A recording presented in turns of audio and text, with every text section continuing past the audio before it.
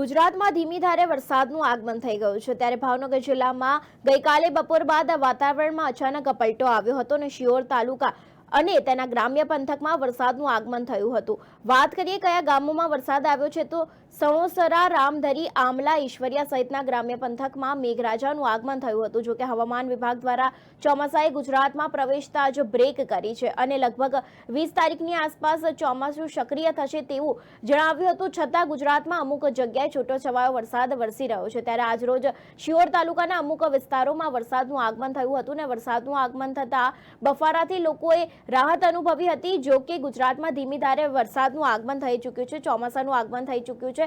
અંબાલાલ પટેલની આગાહી મુજબ ટૂંક સમયમાં વરસાદ સક્રિય થવાનો હતો તેવી પણ ઘણી આગાહી કરવામાં આવી હતી। તેમાં જ સૌપ્રથમ વખત ગુજરાતમાં જલ્દી વરસાદ આવી ગયો છે અને ભાવનગરમાં વરસાદનું આગમન થઈ ગયું છે ત્યારે ભાવનગરના સહિત અનેક ગ્રામ્ય પંથકોમાં પણ વરસાદનું આગમન થયું છે। જો કે વરસાદનું આગમન થતાં લોકોએ બફારામાંથી પણ રાહત અનુભવી હતી।